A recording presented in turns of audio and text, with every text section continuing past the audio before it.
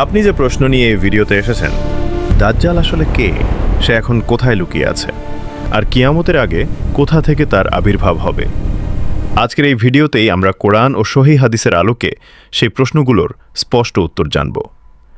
নবী মুহাম্মদ সাল্লাল্লাহু আলাইহি ওয়াসাল্লাম বলেছেন, আদম আলাইহিসসালাম থেকে কিয়ামত পর্যন্ত মানবজাতির জন্য দাজ্জালের ফিতনার মতো বড় ফিতনা আর কখনো আসেনি।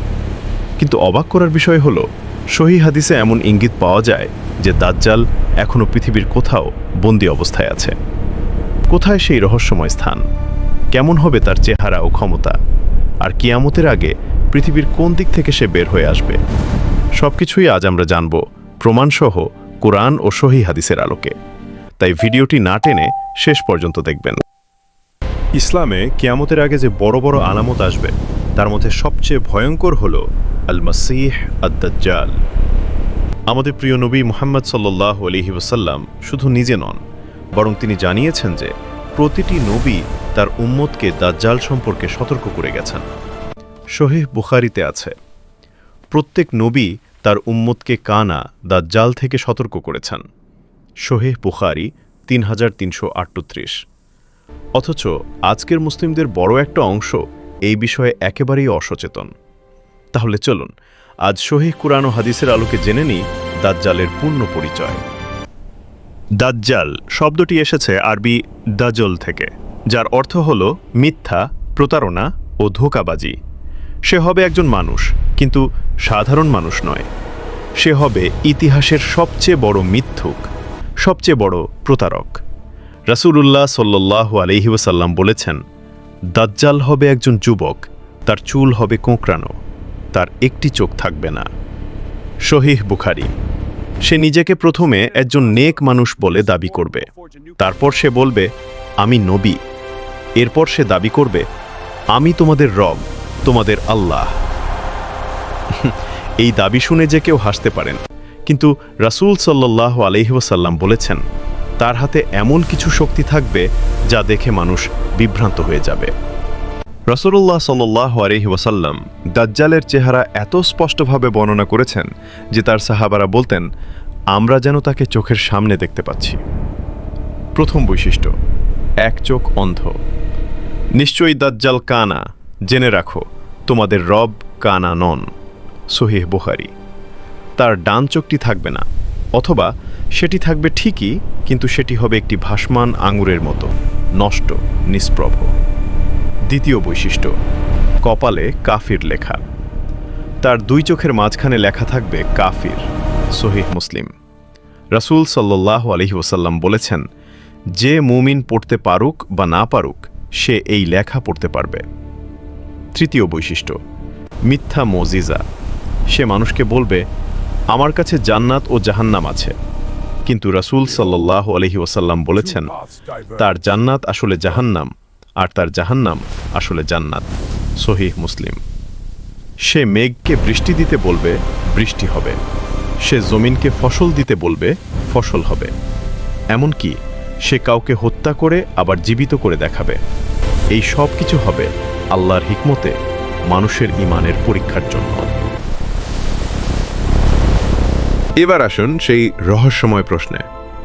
এখন এই মুহূর্তে দাজ্জাল কোথায়? এই প্রশ্নের উত্তর লুকিয়ে আছে একটি অত্যন্ত বিখ্যাত হাদিসে, তামিম আদ-দারি রাদিয়াল্লাহু আনহু এর ঘটনায়। তামিম আদ-দারি রাদিয়াল্লাহু আনহু ছিলেন একজন সাহাবী, যিনি ইসলাম গ্রহণের আগে খ্রিস্টান ছিলেন এবং সমুদ্র যাত্রার অভিজ্ঞতা রাখতেন। একবার তিনি ও তার সাথীরা সমুদ্রে এক ঝড়ে পড়েন।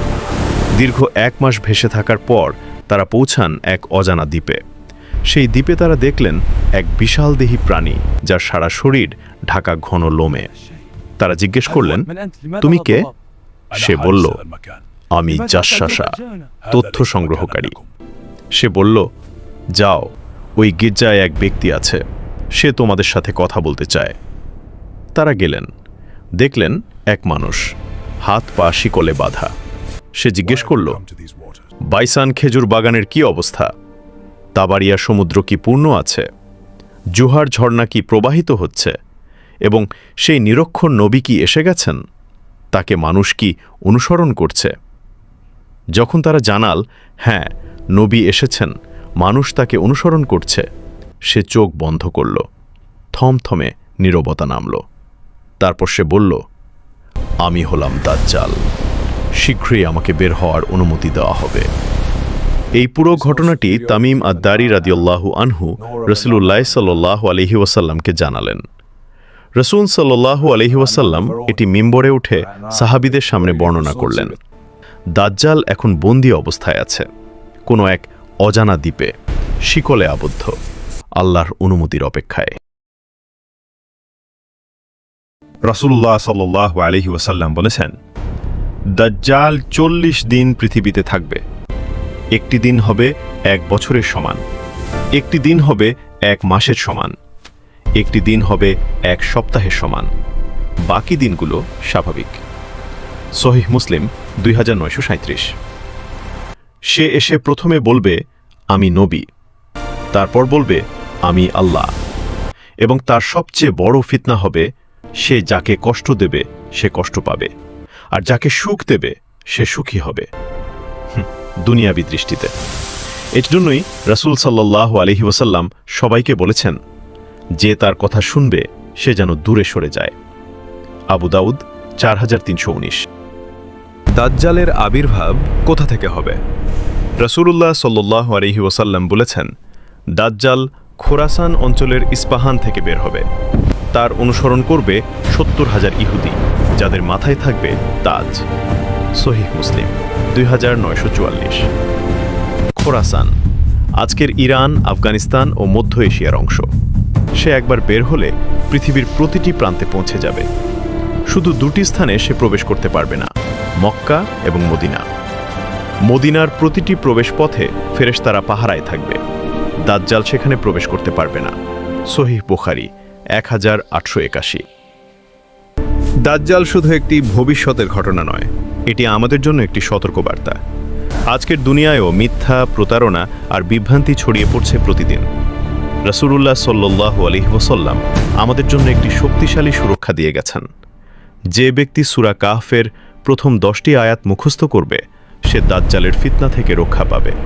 সহিহ মুসলিম 809।